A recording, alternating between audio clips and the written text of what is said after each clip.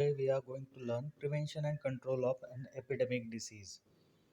It is most important topic of preventive and social medicine with respect to epidemic diseases. The basic concept of any outbreak of an disease is to break the weakest link in the chain of transmission of that disease. अगर किसी भी disease को या epidemic disease का control करना है तो main concept यही है कि उसकी जो वीकेस्ट लिंक है उसको ढूंढना है और उसे ब्रेक करना है. सो इसमें तीन मेजर स्टेप्स हैं. फर्स्ट है एलिमिनेशन ऑफ रिजर्वायर, मतलब उस जो डिसीज एजेंट है उसका जो रिजर्वायर है उसी को एलिमिनेट करना. सेकेंड है कि breaking the channel of transmission and third is the protection of susceptible. Susceptible means host और जो public which is susceptible towards that disease. So the elimination of reservoir क्या होता है कि एलिमिनेशन ऑफ एनवायरमेंटल रिजर्वायर. अगर environment एक reservoir होता है उस डिसीज एजेंट के लिए, लाइक एयर, वाटर, सॉइल, कि इन रिजर्वायर्स में वो स्टे करता है, तो उसको एलिमिनेट करना इम्पॉसिबल है एंड आउट ऑफ क्वेश्चन है. तो एनवायरमेंटल फैक्टर जो है वो यहाँ से हमारा रिड्यूस हो जाता है कि हमें इन्वायरमेंट को हम एलिमिनेट नहीं कर सकते. Then elimination of animal reservoir, कि अगर किसी डिसीज एजेंट का रिजर्वायर एनिमल है, so we can eliminate it by keeping the animal away from human habitation, and it is possible but difficult. तो वो हम कर सकते हैं, जैसे स्वाइन फ्लू है या फिर बर्ड फ्लू है, तो उस केसेस में हम उस एनिमल्स को एलिमिनेट कर सकते हैं या keep we can keep them away from human habitation. Pigs in the outbreak of Japanese encephalitis and cattles in brucellosis, तो इन डिसीजेस में हम जानवरों को दूर रख सकते हैं.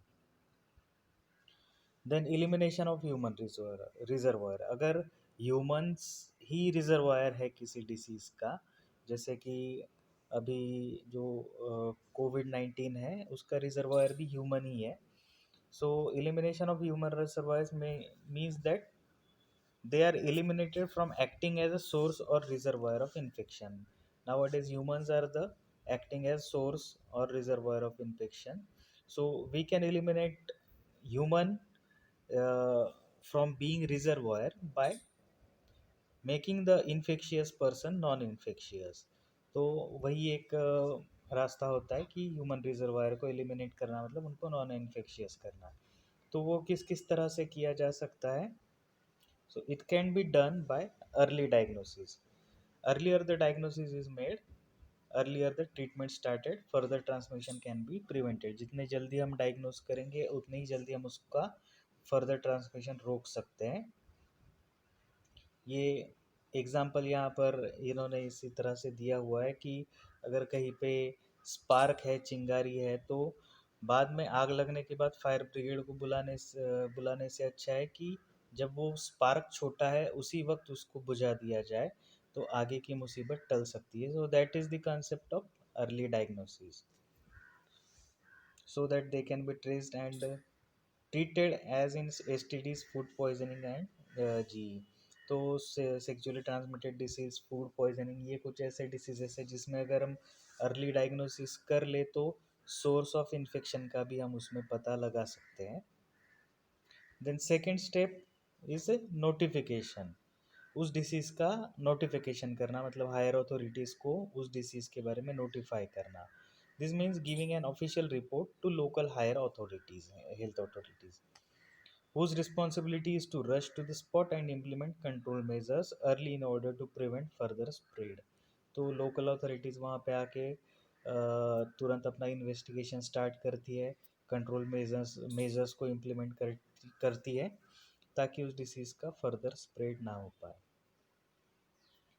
This notification to the health authorities can be made not only by medical and paramedical personnel but also by the lay public. तो नॉर्मल पब्लिक भी उसकी नोटिफिकेशन या जानकारी दे सकती है. The notification in turn will reach district, state and national and international authorities, specially now the disease poliomyelitis. जो poliomyelitis होता है कि उसकी एक भी केस अगर मिलती है तो उसे तुरंत हायर अथॉरिटीज़ को एट डब्ल्यूएचओ तक उसको पहुंचाना होता है, क्योंकि पोलियोमाइलिटिस का हम इरेडिकेशन कर रहे हैं। और same in the case of COVID 19 also, as we spot any case of COVID 19 nearby, we can notify it to higher authorities also. A layman can also do that. Then third step, first step जो हमने देखी, early diagnosis, notification and then epidemiological investigation. अब ये क्या होता है? Detail epidemiologic investigation will have to be carried out in the area. किस लिए? To know the distribution of disease with reference to time, place and person. तो उस disease का एपिडेमोलॉजिकल इन्वेस्टिगेशन करना ज़रूरी है। किस लिए? कि हमें पता चल सके कि उसका डिस्ट्रीब्यूशन कहाँ से है, कहाँ से शुरू हुआ, कौन से वक्त शुरू हुआ, वो प्लेस कौन सी थी, और कौन कौन से पर्सन्स उससे अफेक्टेड हुए हैं। To know the causative agent, तो तुरंत कॉजेटिव एजेंट का पता लगाने के लिए इन्वेस्टिगेशन ज़रूरी है। उस इन्फेक्शन का सोर्स क्या था, मोड ऑफ ट्रांसमिशन क्या है, और factors influencing that causative agent. तो इन सब के लिए एपिडेमोलॉजिकल इन्वेस्टिगेशंस तुरंत स्टार्ट किया जाता है। And then to know the magnitude of the problem by estimating the attack rate and case fatality rate। तो ये रेट्स तुरंत कैलकुलेट किए जाते हैं, जिससे ये अंदाज़ा लगाया जाता है कि इस प्रॉब्लम की मैग्नीट्यूड कितनी हो सकती है। तो ये सब जो चीज़ें हैं आज के सिनेरियो में, आप सब लोग इसको कोरिलेट कर सकते हैं कि ये इन्वेस्टिगेशन कितना ज़रूरी होता है। देन फोर्थ स्टेप, जो हम ह्यूमन रिजर्वायर है उसको एलिमिनेट करने के लिए जो स्टेप्स है वो देख रहे हैं, उसमें फोर्थ स्टेप है आइसोलेट करना। This means separation of sick person और animal from others in such a place like isolation ward of the hospital for such a period of time till he becomes non infectious. तो इसके बारे में भी आजकल सबको पता ही है कि आइसो पेशेंट जैसे डायग्नोज होता है उसे आइसोलेट किया जाता है जब तक वो नॉन इन्फेक्शियस ना हो, to prevent further transmission to others. This is physical isolation. ये जो है ये इसे फिजिकल आइसोलेशन कहते हैं। इसके अलावा और कौन से आइसोलेशन होते हैं वो हम आगे देखने वाले हैं। पर्पस क्या होता है आइसोलेशन का? To contain the disease, that is the containment zone कर दिया जाता है। तो डिसीज़ को कंटेन करने के लिए, उसकी रोकथाम करने के लिए ये आइसोलेशन किया जाता है। That is to see that it remains confined to that particular person and it is not transmitted to others, दूसरों को वो ट्रांसमिट ना हो, इसलिए आइसोलेशन किया जाता है। ये इसकी जो वैल्यू है, it has a distinctive value in case of highly infectious diseases like diphtheria, pneumonia, plague, SARS, pertussis. तो इन डिसीजेस में, कोविड 19 में, ऐसे डिसीजेस में इसकी वैल्यू जो है वो इमेंस है, where the risk of transmission is very high, जहाँ पे ट्रांसमिशन रिस्क की हाई होती है। पर इसकी जो वैल्यू है वो कुछ डिसीजेस में लिमिटेड होती है। कौन से डिसीजेस में? Where the large number of sub clinical and carrier states occurs. तो जैसे टाइफॉइड है, वायरल हेपेटाइटिस है, उनमें कैरियर स्टेट्स और सब क्लिनिकल केसेस बहुत सारे रहते हैं। तो उसमें सिर्फ जो इन्फेक्टेड केसेस है, जो डायग्नोस्ड केसेस है, उनको आइसोलेट करने से कोई मोटिव अचीव नहीं होता है। तो मेन प्रॉब्लम जो होता है वो सब क्लिनिकल और कैरियर स्टेट वाले पेशेंट्स उसको स्प्रेड करते ही रहते हैं। Then isolation is of no value in control of disease like tuberculosis and leprosy। तो इन डिसीजेस में आइसोलेशन की कोई वैल्यू नहीं होती। क्यों नहीं होती? अगर हम उसको आइसोलेट करते हैं, so it carries the social stigma. Already tuberculosis और लेप्रोसी ऐसे डिसीज है जो सोशल स्टिग्मा की वजह से डायग्नोज नहीं हो पाते। लोग बताने से कतराते हैं, छुपाते हैं इन डिसीज़ को। क्यों? क्योंकि लोग उसको सोशली आइसोलेट कर देते हैं उन लोगों को। तो ऐसे केसेस में अगर गवर्नमेंट या हेल्थ अथॉरिटीज़ ही उनको आइसोलेट करने लगे, तो ये आइसोलेशन लोगों के मेंटलिटी पर इफ़ेक्ट करता है कि ये जो डिसीज़ है ये ख़राब डिसीज़ है, इसमें आइसोलेशन ज़रूरी है। सेम कोविड 19 में भी आपने देखा होगा कि जो आइसोलेशन है वो नॉर्मल पब्लिक पे इम्पैक्ट करता है डिसीज़ के बारे में, और सोशल स्टिग्मा क्रिएट करता है, जिससे क्या है कि वो पेशेंट नॉर्मल होकर जब घर पे आता भी है तब भी लोगों को उस डिसीज़ के बारे में, मतलब उस पर्सन के बारे में वो आइसोलेशन की फीलिंग होती है और लोग उन पर्सन से, उन लोगों से दूर रहते हैं। सो ये स्टिग्मा अवॉइड करने के लिए ट्यूबरकुलोसिस और लेप्रोसी जैसे डिसीजेस में इसकी कोई वैल्यू नहीं होती। In such cases the concept of physical isolation is replaced by chemical isolation. तो ऐसे केसेस में फिजिकल आइसोलेशन जो हमने ऊपर देखा उसको रिप्लेस किया जाता है केमिकल आइसोलेशन से, that is by giving domiciliary treatment, मतलब उस पेशेंट को घर पर ही रहकर ट्रीटमेंट दी जाए, केमिकल आइसोलेट किया जाए ताकि वो नॉन इन्फेक्शियस हो जाए। ट्यूबरकुलोसिस और लेप्रोसीज में जो ट्रीटमेंट्स अवेलेबल है उनसे पेशेंट 15 दिन या 1 महीने में नॉन इन्फेक्शियस हो जाता है, जिससे वो घर में ही रह सकता है, लोगों के साथ ही रह सकता है। इससे लोगों में स्टिग्मा वाली जो फीलिंग है वो नहीं आती। अब isolation can also be achieved by ring immunisation, ये एक तरीका है आइसोलेशन का। रिंग इम्यूनाइजेशन करके भी हम आइसोलेशन क्या कर सकते हैं, कैसे? By encircling the infected person और house with barrier of immunised person, मतलब जो डिसीज़ है जिसकी एपिडेमिक चल रही है उस डिसीज़ में जो लोग इम्यूनाइज्ड है, जिनको ऑलरेडी इम्यूनाइज किया गया है या फिर जो डिसीज़ होने के बाद इम्यूनाइज्ड हो चुके हैं, डिसीज़ की इम्यूनिटी उनमें आ चुकी है, उन लोगों से इनसर्कल कर दिया जाए जो इन्फेक्टेड पर्सन है उसको, तो क्या है, डिसीज़ का स्प्रेड आगे बढ़ नहीं सकता, so that the disease does not spread. ये जो प्रैक्टिस है इस ऐसी प्रैक्टिस की जाती है टू इरेडिकेट स्मॉल पॉक्स, ये की जा चुकी है, स्मॉल पॉक्स इरेडिकेशन में ऐसा किया जा चुका है। And now it is practised to eradicate measles in United States, वहाँ पर मीजल्स को इरेडिकेट करने के लिए इस तरह से किया जा रहा है। Disinfection, that is concurrent disinfection, it is the disinfection जो हमने अभी देखा था कि डिसइंफेक्शन कॉन्करेंट और टर्मिनल ऐसे दो टाइप के देखे थे हमने, कि पेशेंट्स के जो भी डिस्चार्ज, स्पूटम, यूरिन, स्टूल्स जो पेशेंट के डिस्चार्ज होते हैं उसको जब तक वो आइसोलेशन वार्ड में है तब तक ये जो डिस्चार्ज होते हैं उसको डिसइंफेक्ट करना, दैट इज़ कॉन्करेंट। और जब पेशेंट वहाँ से डिस्चार्ज हो जाए या फिर उसकी डेथ हो जाए तो जो लेफ्ट ओवर आर्टिकल्स हैं उनका डिसइंफेक्शन करना, दैट इज़ टर्मिनलाइज डिसइंफेक्शन। तो डिसइंफेक्शन करने से भी हम डिसीज़ का ट्रांसमिशन रोक सकते हैं। देन ट्रीटमेंट, ट्रीटमेंट करने से भी हम डिसीज़ का ट्रांसमिशन ऑब्वियसली रोक सकते हैं। कोविड-19 की कोई ट्रीटमेंट है नहीं, इसीलिए ये थोड़ा डिफ़िकल्ट होता है, लेकिन जिन डिसीज़ेज़ की ट्रीटमेंट है जैसे ट्यूबरकुलोसिस, लेप्रोसी, इन डिसीज़ेज़ में तुरंत ट्रीटमेंट करके पेशेंट को नॉन इन्फेक्शियस कर दिया जाता है ताकि ह्यूमन रिजर्वायर जो है वो उसको हम एलिमिनेट कर सकें। The individual treatment, this is done with the objective of killing the disease agent where it is still within the reservoir, so that the infectious person become non-infectious person जो है non infectious हो जाए, इस तरह से treatment की जाती है। दिस इज इंडिविजुअल ट्रीटमेंट, मतलब ये पर्टिकुलर पर्सन की ट्रीटमेंट हो गई। पर जो हाई एपिडेमिक एरियाज होते हैं उनमें एंटायर पॉपुलेशन को ट्रीटमेंट दी जाती है। अब ये कहाँ पे किया जाता है, किस डिसीजेस में, तो irrespective of whether they have the disease और नॉट, मतलब जहाँ पे हाईली एंडेमिक एरियाज जो होता है डिसीज़ वहाँ पे एंडेमिक है, उस एरियाज में एंटायर पॉपुलेशन को ट्रीट किया जाता है, उसको मास ट्रीटमेंट कहते हैं या फिर ब्लैंकेट ट्रीटमेंट भी कहते हैं। ये किया जाता है मलेरिया और फाइलेरिया में। फाइलेरियासिस जो है ये उत्तर भारत के कुछ रीजन्स में, नॉर्थ इंडिया में ये एंडेमिक है, वहाँ पर मास ट्रीटमेंट की जाती है, ब्लैंकेट ट्रीटमेंट जिसे कहते हैं। जो फाइलेरियासिस की जो ट्रीटमेंट होती है वो ट्रीटमेंट वहाँ पे दी जाती है to entire family members.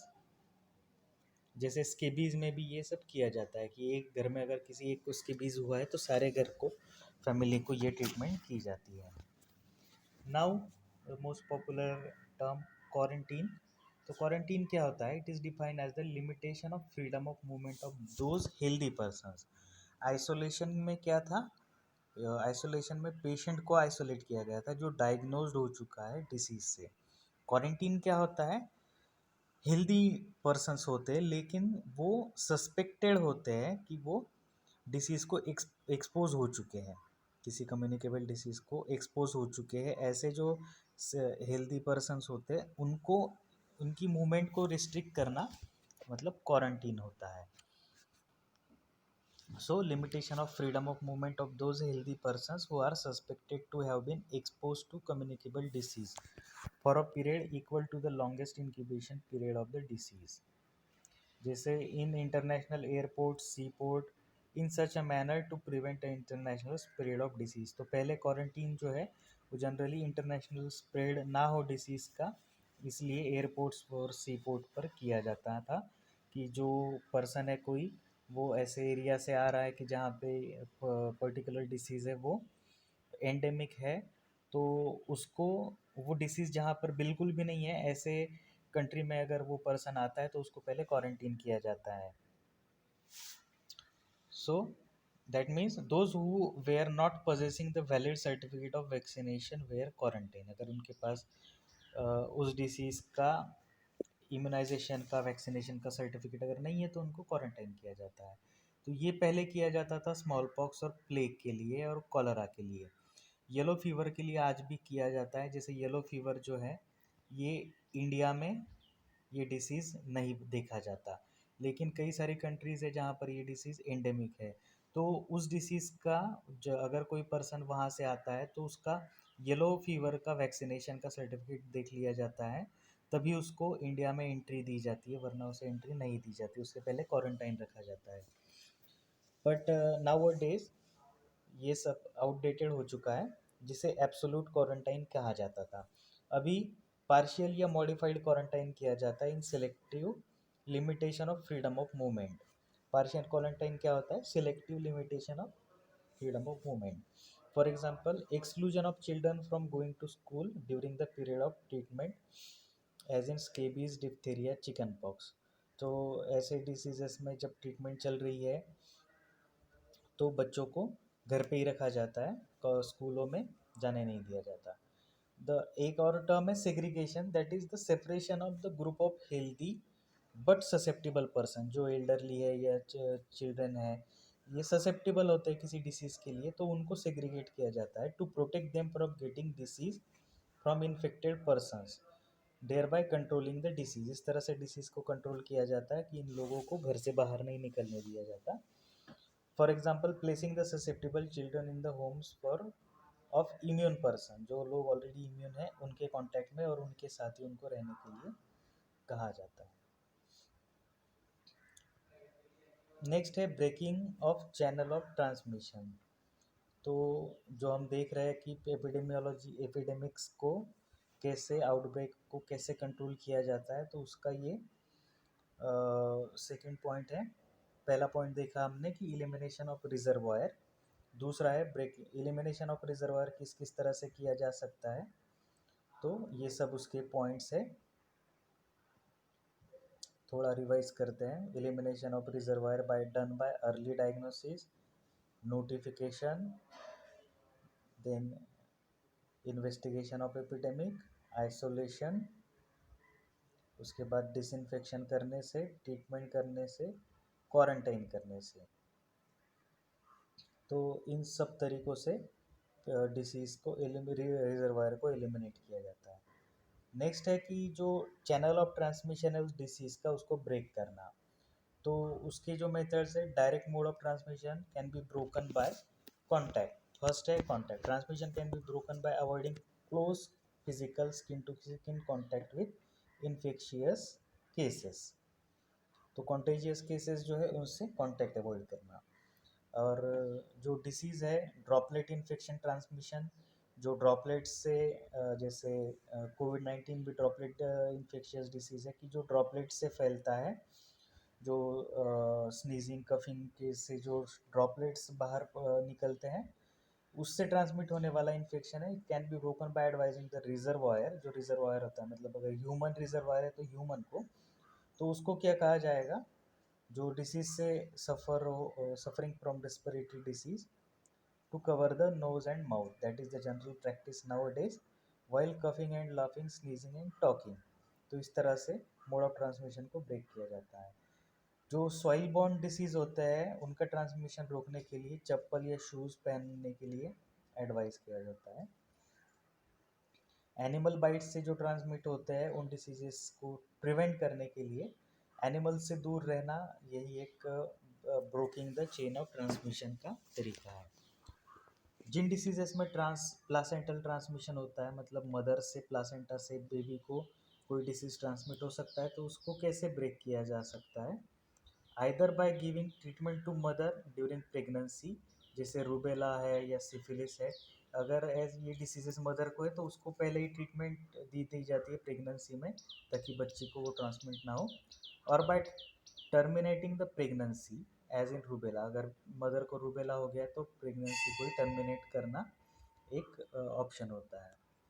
Prevention of parent to childhood transmission in HIV plus positive pregnant mother is done by giving zidovudine and nevirapine during pregnancy। तो HIV पॉजिटिव मदर्स को ये दो ड्रग दिए जाते हैं, नेविरेपिन और ये zidovudine during pregnancy, और with the onset of labor pain respectively followed by dose of nevirapine to the newborn।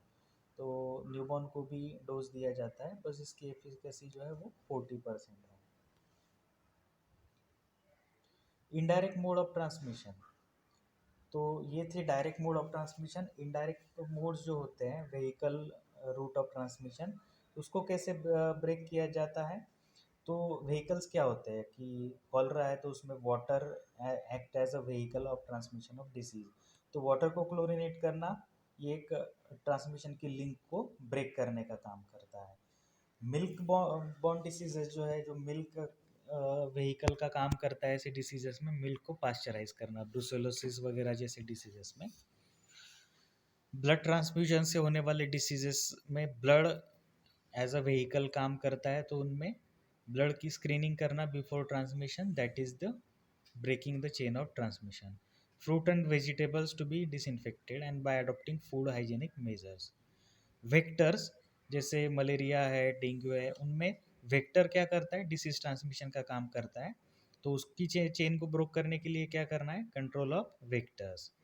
Airborne transmission can B prevented by controlling air pollution, control of infected dust in hospital wards and other measures like adequate ventilation। Fomite borne diseases जो होते हैं कि मतलब जैसे कोविड-19 तो है ही, उसके साथ कंजंक्टिवाइटिस जो होता है आईज का, आँखों का कंजंक्टिवाइटिस, वो हाईली इन्फेक्शियस डिसीज़ है और वो फोमाइट्स से ट्रांसमिट होता है। तो उसमें क्या है, जो इन्फेक्टेड पर्सन्स है उसके द्वारा जो फोमाइड जो भी चीज़ें यूज़ की गई है उनको डिसइंफेक्ट करना, यही उसका चेन को ब्रेक करने का तरीका होता है। वरना वो जो डिसीज़ है उसकी भी एपिडेमिक कई बार देखी जा चुकी है, जो कंजंक्टिवाइटिस होता है उसकी भी एपिडेमिक होती है। उसको अवॉइड करने के लिए ग्लासेस पहनने के लिए एडवाइस किया जाता है। उसका रीज़न ये है कि अगर ग्लासेस पहनते हैं तो जो इन्फेक्शियस ये होता है, डिस्चार्ज होता है, उसको हाथ टच नहीं होते हैं, और वही एक तरीका होता है उस डिसीज़ को रोकने का, ट्रांसमिशन को रोकने का, कि जहाँ अगर हाथ टच होंगे तो वही हाथ फोमाइट्स को छुएंगे और वो फोमाइट से डिसीज़ स्प्रेड होता जाएगा। तो आँखों पर हाथ ना जाए, इसीलिए आँखों पर चश्मा पहनना। और उसी तरह से कोविड-19 भी उसमें भी जो है हमें ग्लोव्स या मास्क पहनना होता है, ताकि हमारे हाथ जो है वो हमारे नोज़ या फिर आईज़ में टच ना हो, जहाँ से वो ट्रांसमिट हो सकता है disease. Transmission through contaminated hands fingers can be prevented by adopting personal hygiene. तो ये भी है जो आजकल हम देख रहे हैं कि ट्रांसमिशन अगर हाथों से, फिंगर से फैलता है तो पर्सनल हाइजीन मेंटेन करने से ट्रांसमिट होता है। और जो एपिडेमिक को रोकने का तीसरा तरीका है, it is by protection of susceptible. जो ससेप्टिबल इंडिविजुअल है, जैसे पॉपुलेशन है, उसका प्रोटेक्शन करना वो दो तरह से हो सकता है। बाय स्पेसिफिक मेजर्स, दो तरह से हो सकता है, बाय इम्यूनोप्रोफिलैक्सिस और कीमोप्रोफिलैक्सिस। मतलब या तो उनको वैक्सीन दे दिया जाए, इम्यूनाइज कर दिया जाए, या फिर इम्यूनोग्लोबुलिन्स दे दिया जाए जिससे उनमें प्रिवेंशन हो जाए डिसीज़ का, या फिर कीमोप्रोफिलैक्सिस, मतलब पहले से ही उनको ट्रीटमेंट दे दी जाए डिसीज़ होने से पहले। जो ससेप्टिबल है उनको डिसीज़ की जो कीमोप्रोफिलैक्सिस से वो कर दिया जाए, तो आगे चल के वो डिसीज़ होने के चांसेस रिड्यूस हो जाते हैं। एंड वैक्सीनेशन इसी में इंक्लूड होता है, इम्यूनाइजेशन जो है वो स्पेसिफिक मेजर में इंक्लूड होता है। दूसरा जनरल मेजर, जनरल मेजर में क्या है कि improving the quality of life, मतलब जो पर्सन है उसको better living, better nutrition, clean sanitation, ये सब प्रोवाइड करके उसकी इम्यूनिटी को बढ़ाना, ये जनरल मेजर है। तो ये दो मेजर्स है जिसके ज़रिए हम ससेप्टिबल को प्रोटेक्ट कर सकते हैं। तो ये तीन, इस तीन तरह से हम एपिडेमिक को रोक सकते हैं। तो इसमें जो डिटेल है स्पेसिफिक मेजर, उसमें आता है इम्यूनाइजेशन, जो डिटेल में हम नेक्स्ट लेक्चर में देखेंगे। तब तक यहाँ पर हमने जो देख लिया है, prevention and control of epidemic, elimination of reservoir और ब्रेकिंग चैनल ऑफ ट्रांसमिशन, ये दो हम देख चुके हैं। प्रोटेक्शन ऑफ ससेप्टिबल में स्पेसिफिक मेजर्स जो है वो हम देखने वाले हैं। उसमें मेनली है इम्यूनाइजेशन और इम्यूनाइजिंग एजेंट्स। तो इम्यूनाइजिंग एजेंट्स क्या क्या होते हैं जिसके ज़रिए हम प्रोटेक्शन कर सकते हैं ससेप्टिबल का। तो वैक्सीन्स होते हैं, वैक्सीन के टाइप कौन कौन से होते हैं, ये सब जो है वो प्रोटेक्शन ऑफ ससेप्टिबल में इंक्लूड होता है। So will see that in the next video. Till then you revise this lecture. ये भी क्वेश्चन एग्जाम्स में पूछा जाता है, और आज के सिनेरियो में तो ये क्वेश्चन वाइवाज में या फिर इसमें भी पूछा जा ही सकता है कि prevention and control of epidemic कैसे किया जा सकता है, उस स्टेप बाय स्टेप किस तरह से हमें ये करना चाहिए। इसमें एक टर्म है रिंग इम्यूनाइजेशन, वो भी आप लोगों को पता होनी चाहिए। वाइवा में ये चीज़ें पूछी जा सकती है, what is mean by ring immunisation, और कौन से डिसीजेस में उनको यूज़ किया जा चुका है या फिर आजकल किया जाता है। तो स्मॉल पॉक्स और measles. So this things you should know. So